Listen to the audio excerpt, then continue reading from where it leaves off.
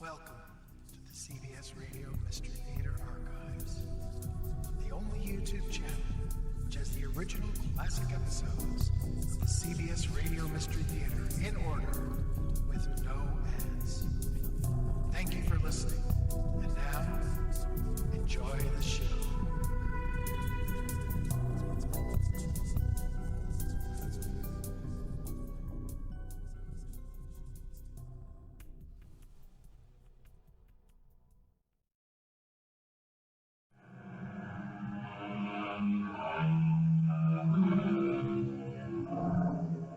Come in. Welcome.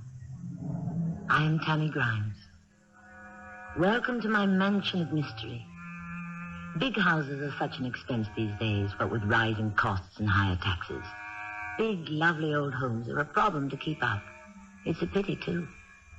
We're about to visit one such lovely home, known for 160 years as the Logan Place, currently inhabited by Miss Estelle Logan and her sister Cora, the last of the Logan line.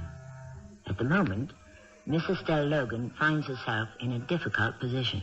There's nothing you can do, Miss Logan. You need $10,000, which you do not have and cannot borrow. What I can do for you is see that your interests are protected. My interests lie entirely in this house. That's what I want to protect. Well, you have my sympathy, but things have gone too far. I'll believe that, Mr. Henley, when the sheriff puts me bodily onto the street.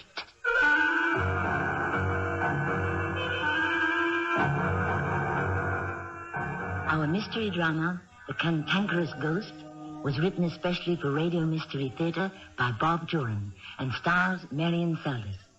I'll return shortly with Act One. As I said earlier, large Victorian houses are such an expense these days. No one knows that better than Estelle Logan. Now in her 70s, she is the last of the proud Logan family rattling around in the 160-year-old homestead with her sister Cora. She has tried to keep up appearances, but it daily becomes a losing battle. The cold, hard fact is being presented to her at the moment by an attorney she's engaged to help her. I'm afraid you have no choice, Miss Logan. The taxes are too far in arrears. You can't get another mortgage on the place. Then I have to lose the house? I wish there was something I could do. If I had the money, I'd lend it to you myself. But things will only get worse. Borrowing now only puts off the inevitable. I promised my father on his deathbed I'd keep this house until my last breath. Circumstances make some promises impossible to keep. I did it all wrong. I've called for help too late. You realize some money from the sale of the house after the taxes have been satisfied? You and your sister can get a small apartment. I've sold everything of any value to keep this house going, all my jewelry, antiques, even most of the furniture, as you can see. Well, then surely you can see the futility of trying to go on. I have survived. I will survive this crisis. I intend to stay right here. But I've already I know what you've already told me, that the house will be sold for taxes. I was aware of that before I engaged you. I expected more for my money than something I already know. I thought you could do something to prevent it, to help me. You have my complete sympathy, Miss Logan, but things have gone too far. I will believe that, Mr. Henley, when the sheriff puts me bodily onto the sidewalk.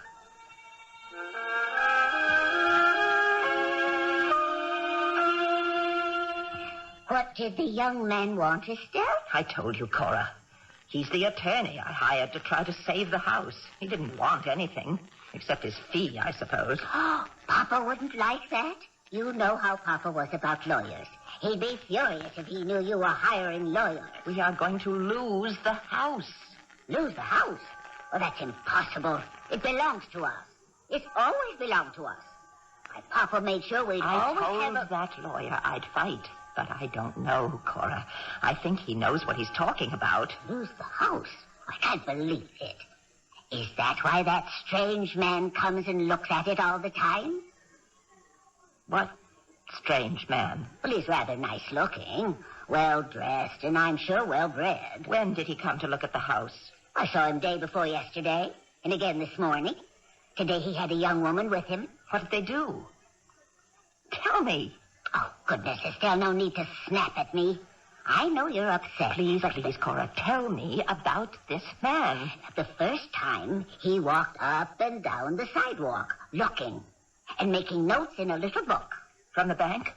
An appraiser. Oh, I knew it. And this morning, with the young woman, well, they walked around the backyard, nodding their heads, as though they approved. But why didn't you send them off? They've got no right to trespass. This is still our home. Why didn't you chase them? Well, they weren't causing any harm, really. I didn't think it would upset you so much. Oh, everything's upsetting me at the moment, Cora.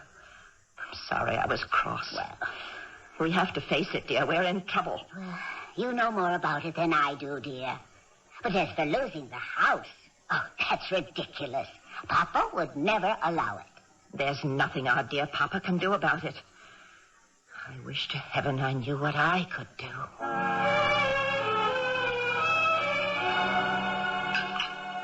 Would you like some more tea, dear?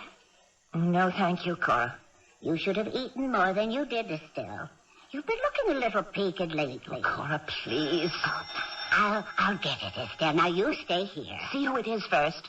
No one's come to the front door in years. What? It's that man again. The one I told you who was... Let me get it, Cora. I'll send him packing before he knows what hit him. The nerve coming right to the door. Vulture!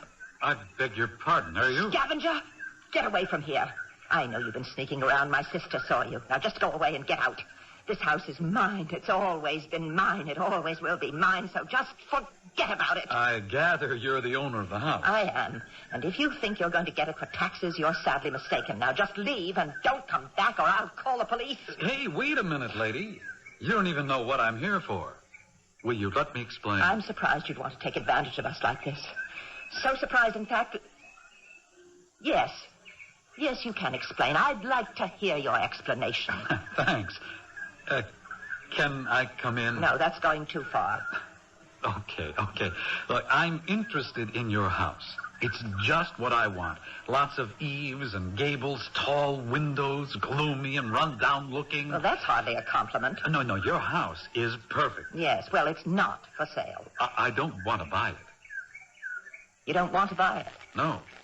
But then, what interests you? I thought you said... It's the ideal house, and I've been looking at dozens of them the past few weeks.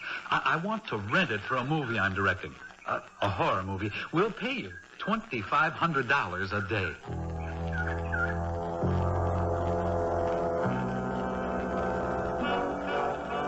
Thank you for showing me around, Miss Logan. Oh, boy, the interiors are perfect. Well, do sit down, Mr. Blake. Will you join us for tea? Yeah, I'll take a cup, thanks. Cora? Right away, dear. Now, Mr. Blake, you did say $2,500 a day? Mm-hmm. Plus payment for any damage we might do. We're fully insured. Damages? What kind of damages? Now, Papa wouldn't like... No, nothing serious. But, well, in setting up our equipment, we might scar the floor, break a wall fixture. We'll cover the cost of all repairs. But when would you want to start? Tomorrow, if that's all right with you. Tomorrow? I'll add a $1,000 bonus for the inconvenience. And how many days do you think this is going to take? Well, I hope we can wrap it up in about 10 days. But if we do go longer, I hope you'll be patient with us. Oh, Mr. Blake, I assure you, we'll be the very soul of patience.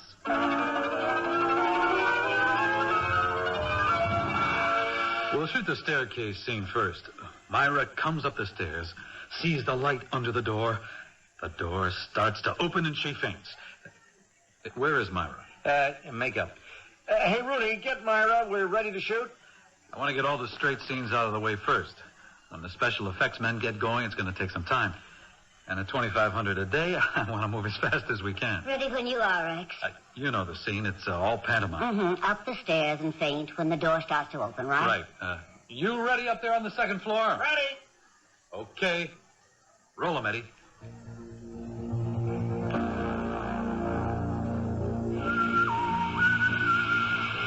I don't understand it, Rex. That white cloud's there in the background and all the dailies. And what about the stuff we shot yesterday afternoon? Same thing. Everything we shot is bad? Yeah, I can't figure it out.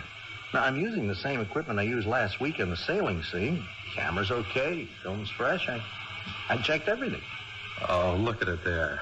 It skips around right behind Myra. Look, like the film was fogged in different spots. Yeah, that's the puzzle. If the film was fogged, one whole side would be milky. Now, this thing flits around like a ghost. Check your equipment again. Now we're back to square one with this stuff. Is something wrong, Mr. Blake? You look distressed. We have to reshoot everything we did for the past 2 days. Equipment trouble. Oh, what a shame. Yeah, the film fogged. In every scene, there was a white mist in the background. Oh, well, I don't know anything about these things. I'm so sorry you're having trouble. Yeah, the big trouble is finding out what's wrong.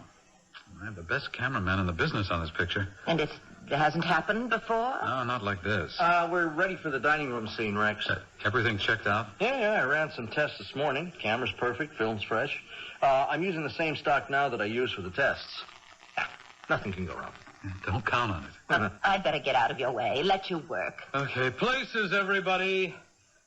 Look, Eddie, I want a good effect as Myra lights the candles. I want to see the reflection of the flame in her eyes. Oh, you'll get it. And, okay, Myra, now take your time. Be very deliberate as you light each candle. And work in close, will you, honey? Just the way you did yesterday. Now, I want you hovering over the candelabra. Right. Okay. Roll 'em. Action. Oh, darn. Sorry. The flame went out. Cut. Hey, Rooney, check those doors. There's a draft in here. Okay. I didn't feel any breeze. The candle just won't light. Well, try it again. We won't roll. There it goes again. Now, try one of the other candles. Where the devil did they get those things? Here, give me those matches. Be my guest. Wasting time for a silly candle. Well, you're not doing any better than I was. They just go out. All right, take a break, everyone, until we get new candles. Oh, Mr. Blake, I have some candles upstairs if you'd like to try them. They're brand new, and they look just like the ones you're using. It would save us time. Thanks, Miss Logan.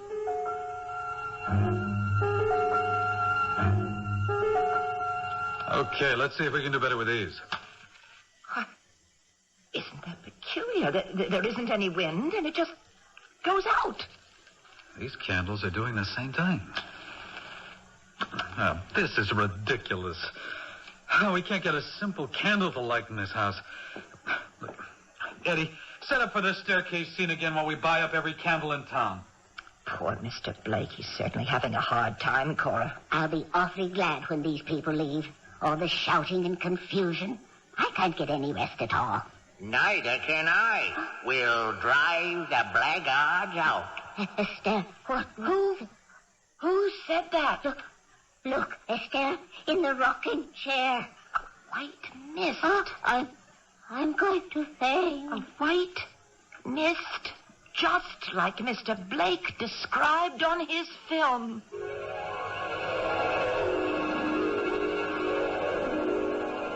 Whatever is plaguing Rex Blake's filming in the old Logan place seems to be making itself known in one form or another. Perhaps now we'll find out just what that white mist is and why the candles won't light. And also, what other ghostly things lie in store for the Logan mansion and the film Rex Blake is trying to make, when I return shortly with Act 2.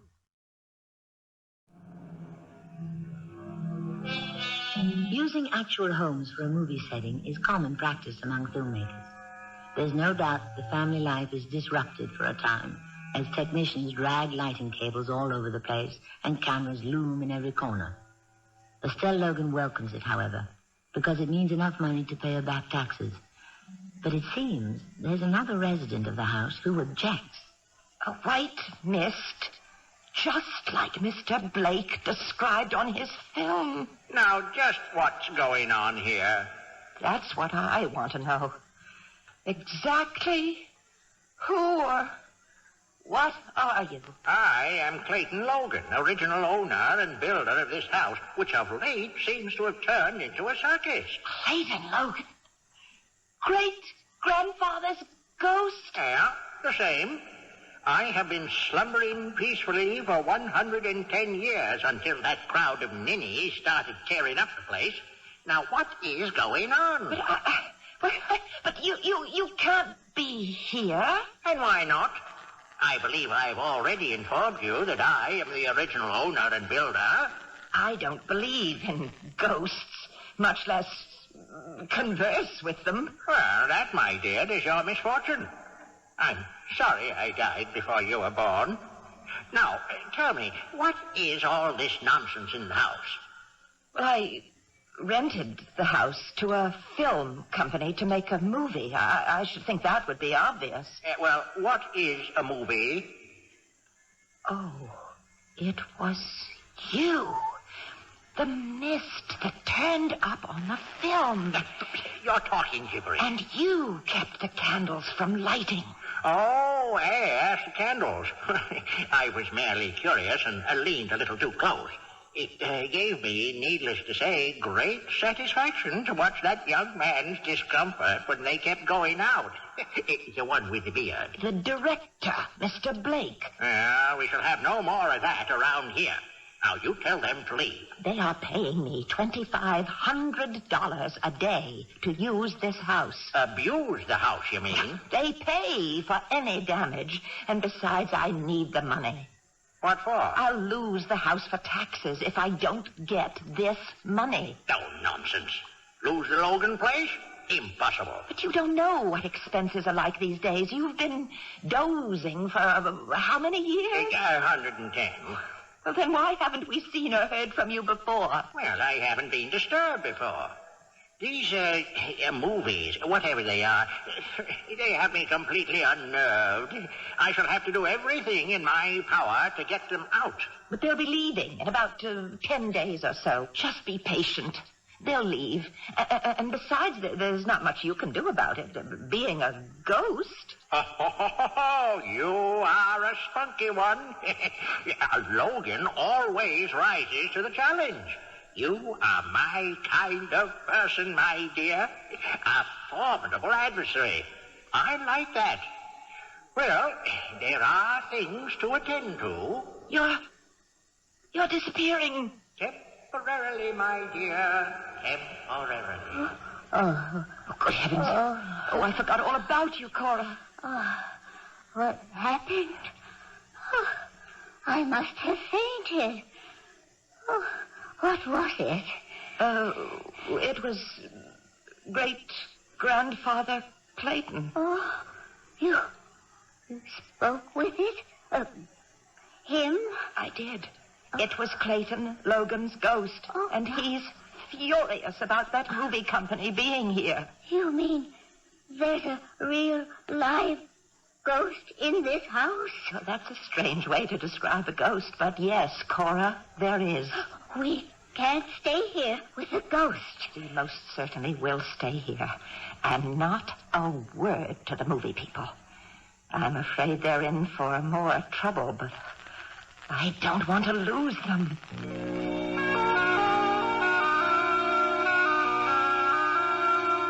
We won't be shooting tomorrow, Miss Logan. We're setting up for some special effects. Oh, that sounds interesting. You know, I've never asked you just what this movie is about. Well, it's a horror film based on the book Dreamhouse. It was a big bestseller last year. Oh, well, I never read those things, but I do remember ads for that in the paper. Oh, it's a good story. About a young couple who buy an old house.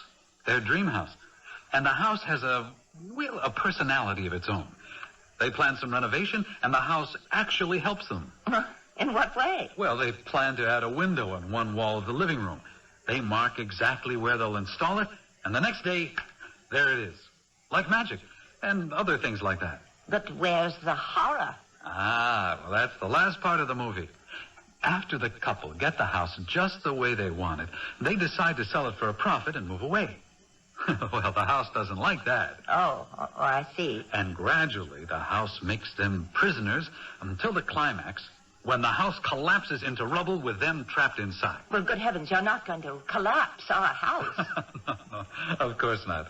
We'll do that scene in the studio with special effects. You see, right now we're setting up for a scene where the wife starts up the stairs, and suddenly the stairs just level out, and she slides all the way to the bottom. The house's revenge, of course. Gracious. The men install spring-action risers on each step. Then, with a flip of the switch, they all pop up and turn the staircase into a slide. Now, it won't damage your stairs at all. But what happens to the poor actress? Well, she's well padded under her clothes. Besides, Myra's a trooper. She'll do anything. Well, I gotta run. See you tomorrow, Mrs. Logan. Yes. Goodbye.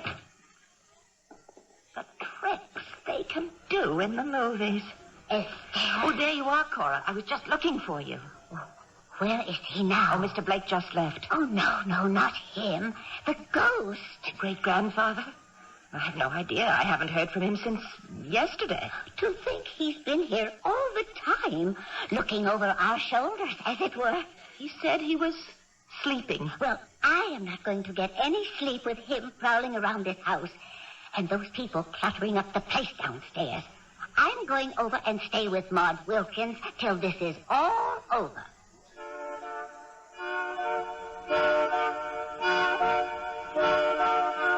Well, I see they're all still here. Oh, I wish you wouldn't appear so suddenly. Oh, perhaps you'd like me to knock. Well, you could give me some kind of a warning.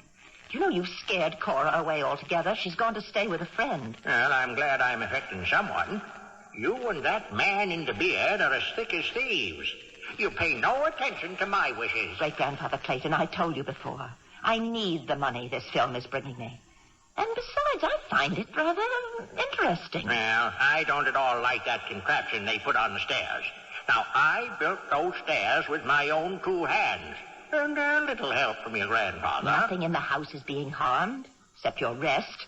You can certainly do without a little of that for a while. You've already been sleeping for 110 years. Well, I see you are undeterred, Estelle.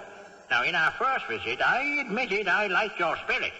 But from one spirit to another, I intend to get them out. Now, from what you told me of this movie making, it's a play. I know just how to go about it. I hope you don't mind my watching all the time, Mr. Blake. Oh, not at all, Miss Logan. We're shooting the staircase scene this morning. Well, I don't envy that poor actress sliding down the stairs. As you said yesterday, she is a trooper. Rex, we're ready when you are, but they just can't seem to find Myra. The script girl's been all over the place looking for her. Well, could she have gone into the village? No, not Myra. She never leaves the set during the call. She didn't say anything to anyone about going somewhere? No. She always checks with Madeline. Well, we can't shoot the scene without the leading lady. We'll just have to wait until she shows up. You say it's not like Myra to leave the set? Yeah, that's right, Miss Logan. She has the patience of a saint. She is always on call. And she did arrive this morning. Oh, yeah. She rode in from the motel with Madeline and me. Well, I do hope she turns up soon. Excuse me, I have something to do. All right. What have you done with Myra?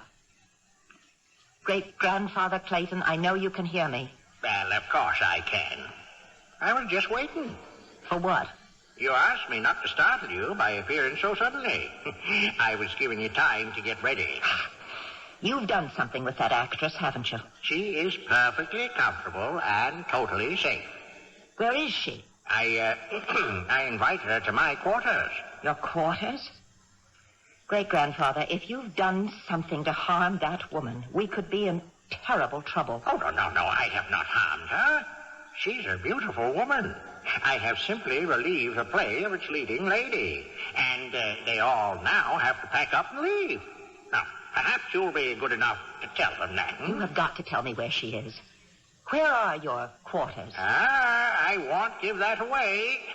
There are more secret stairs and hidden hallways in this house than you realize. Oh, she's sleeping peacefully in my quarters and will continue to do so until that crowd of marauders leaves. She's sleeping? Yeah, bewitched by my magnetism. I was able to hypnotize that lovely young thing and put her to sleep. And she'll continue to sleep till I choose to wake her. Please, great-grandfather Clayton, wake up that actress and release her. Not until I am satisfied that those people will pack up and go. Oh, you're being impossibly selfish. I told you I needed the money they're paying me to save the house. If I can't pay the taxes, Cora and I will be thrown out. You'll not be thrown out of this house. It is impossible. It is not impossible. I should think you'd want to help us. Instead of hurting us, your own flesh and blood. Oh, ye gods. Not tears. I thought you were above that. Well, you're callous and you're unfeeling and you're incredibly stupid. Callous, perhaps, and even ruthless. That's how I amass my fortune. But certainly not stupid. Then why won't you see it my way? Very well, my dear. You do have a point. I foreclose enough mortgages in my time to know that it does happen. But never to a Logan. Then you'll release Myra. She'll return safe, sound, and enormously refreshed. And you won't do anything more to interfere with the picture. Word of honor. Although I rather think I was helping you by trying to upset them. How? Well, the more delays they run into, the longer it takes. The more money for you since they're paying you by the day, I do believe. Oh, Great-Grandfather Clayton, I'm surprised at you. Well, I couldn't face that nice Mr. Blake knowing I was cheating him, and it would be cheating. Now, see, he doesn't know about me. I can pull a few tricks that will really surprise him. Well, much as I need the extra money it might bring, I cannot be a party to such an arrangement. Well, have it your way, my dear. I shall not interfere any longer. I'll put up with this band of gypsies for your sake.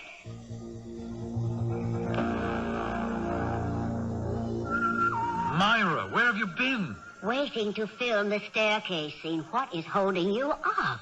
You haven't been drinking this early. What are you talking about? I've been waiting on the back porch. I've been out there since... Wait a minute. I do remember a slight buzzing in my head. I felt a little dizzy, but that's all I remember. Did I go somewhere? Well, only you can tell us, sweetheart, but it doesn't matter. We're pulling out of this place. Oh, Miss Longdale, you're back. I wish I knew what was going on here. Yeah, well, so do I. Miss Logan, I'm sorry, but we're leaving. There are too many crazy things going on in this house. Oh, but Mr. Blake... No, we can't afford any more delays. I'll just have to find another place. And take my advice, Miss Logan. You get out yourself. You're living in a haunted house.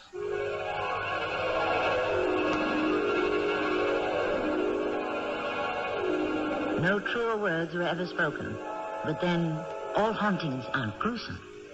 I rather think Great-Grandfather Clayton is a delightful, if rather crusty character. But he was wrong. Delays won't add to Estelle's income from the rental of the house.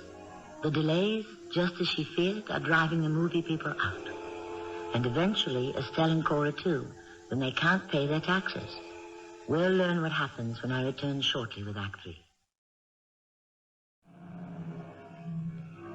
I think it would be fun to live in a haunted house, never knowing what to expect from the spectral inhabitant.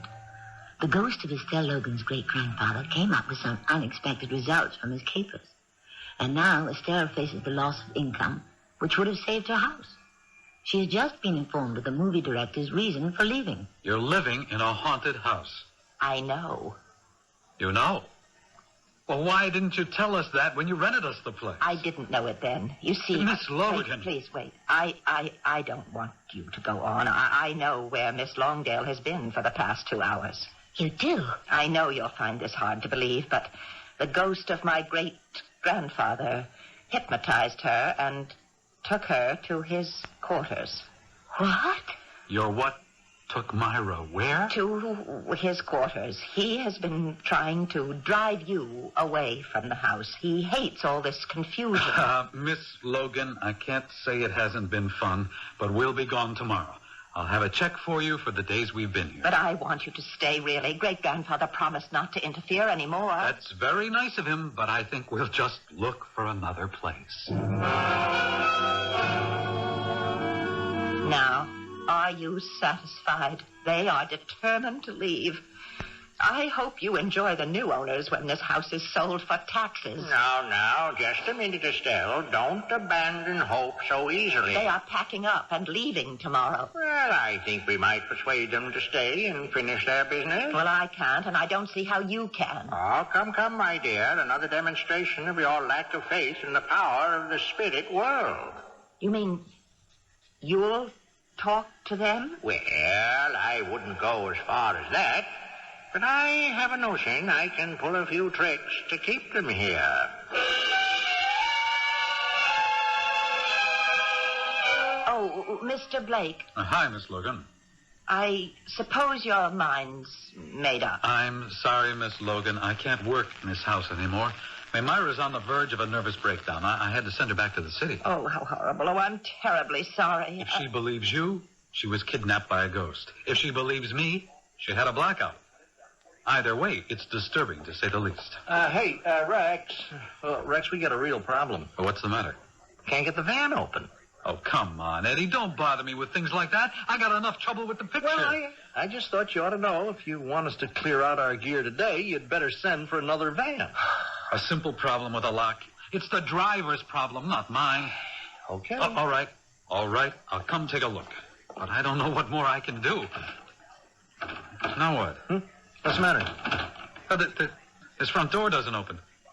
What'd you do, lock it behind you? No, I left it wide open when I came in. Well, it's never stuck before. Yeah, well, I'll go around and try it from the outside. Oh, the sooner I get away from this madhouse, the better. Hey, Rex, you won't believe this, but the back door won't open either. Oh, dear. Then go through the window. Look, I may go through the window, but my camera and gear won't make it. Miss Logan, surely there's a way of opening the doors to your house. Well, there always has been. That's very reassuring. But right now, we seem to be completely locked in.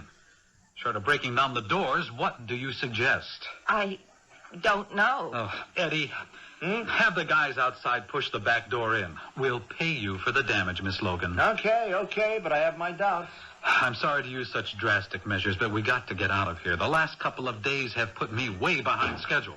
Oh, I'm so sorry that it's turned out this way. What's the matter with them? Grown men can't open a simple back door? Ain't no use, Rex. Nah, won't budge. Why, they can't even break it in. This is ridiculous. Give me your wrench, the heavy one. Look, how are you going to open a door with a wrench, huh? Like this. What? It bounced right off the window pane. Oh, the glass isn't even cracked. I don't believe this. I do not believe this. We're prisoners in this house of horrors. What the devil was that? It came from the living room. Holy jump. What is it? The front door. Where is it? There's nothing but a blank wall. The door it's gone. Eddie, get on the phone. Get some help here fast. Hey. Oh, wait a minute, Rex. We are looking at this thing all wrong. What do you mean? Hey, Miss Logan, your great-grandfather, I mean, this ghost... Come on, Eddie. Well, I mean, could he... is it possible he's doing this? I believe he is. You see, when I convinced him I needed the money that you were going to pay me, and I begged him to stop trying to drive you away, he said he'd get you to stay. You're saying seriously that the ghost of your great-great-grandfather is locking the doors and keeping windows from breaking and making doors disappear? He built this house with his own two hands. I guess he can do anything he wants to. Rex, don't you see what a gold mine we've got? A house with a real live ghost. That's a funny way to put it, but maybe you're right. And he's doing what our special effects guys have been working on for weeks. Now, if we can get him to cooperate, there is no telling what effects we could get for the final scene when the house walls the couple in. How do you negotiate with a ghost? Hey, Miss Logan, will he help? I'll ask.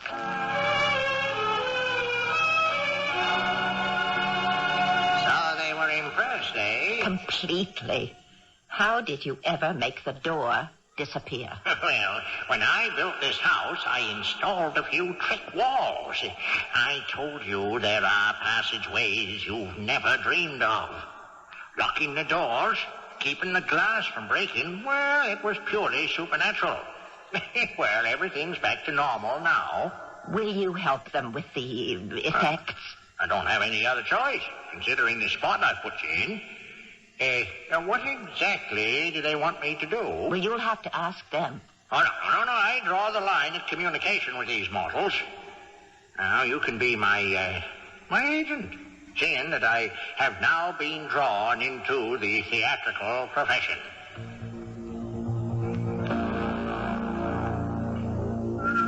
Rex, well, we've stumbled into the house of the century. We still don't know how much cooperation we're going to get.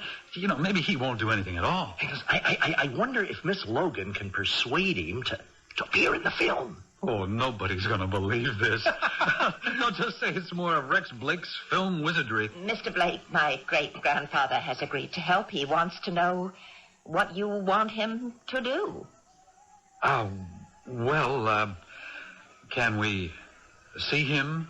I mean, does he materialize? He said he'd prefer not to communicate directly. Well, that's going to make things a little difficult. No, he's hearing what you're saying now. He always does. If you just say, rattle the shutters or make a window disappear, I'm sure he'd do it. His name is Clayton. Uh-huh. Clayton? Clayton, can you hear me? Just for a little experiment, how about making the stairs turn into a slide? That's the one effect we're working on. Well, that's better than Roy's contraption. At the end of the film, the whole house shakes as it starts closing the people in. The doors and the windows all disappear. Okay, you can do it. My goodness! Oh, fantastic! Thanks, Clayton. We'll be back. I'm going to round up my cast and crew. It'll take a day or two, and we'll be back to start filming. And will this help you get back on schedule? Absolutely. We may even finish ahead of schedule. Oh, come on, Eddie. Yeah. See you, Miss Logan. Day after tomorrow. Goodbye. You're right, Eddie. This is the house of the century. It'll make you $1 million. You'll be rolling in dough for years. It looks like it. Oh, the $2,500 a day we're paying old lady Logan is the best investment I ever made.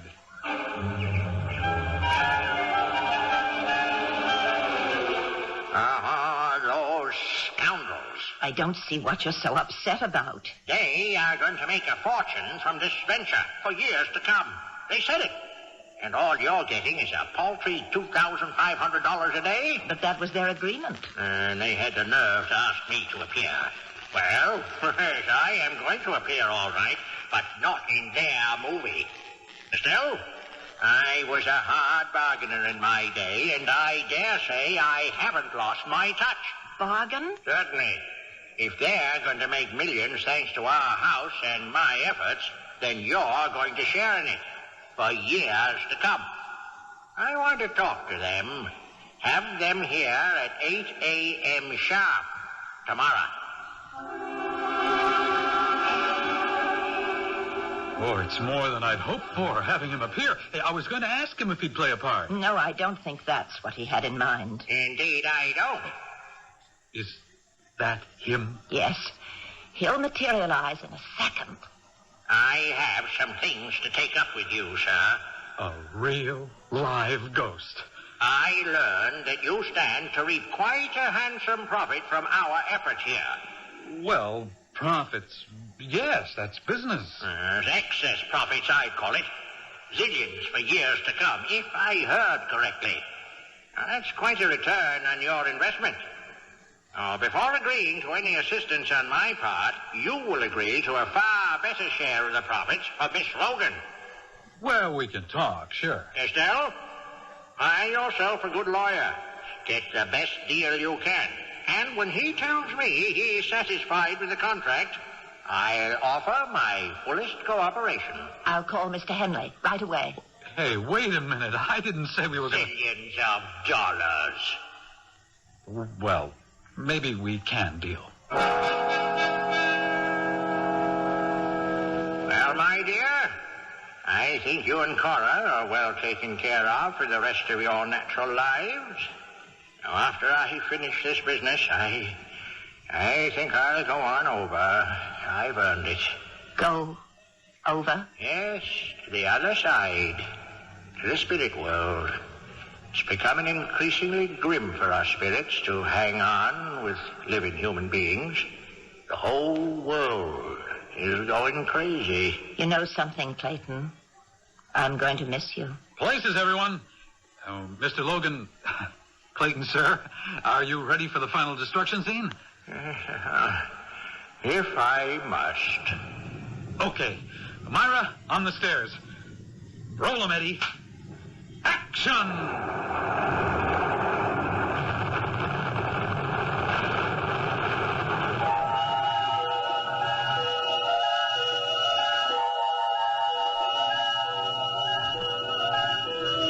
And so, Estelle and Cora and the old Logan place were guaranteed a good many more years of existence. It was great-grandfather Logan's health that saved them, and of course the great stroke of luck that brought the movie people to the house in the first place. I'll have another thought on ghosts in the house when I return shortly.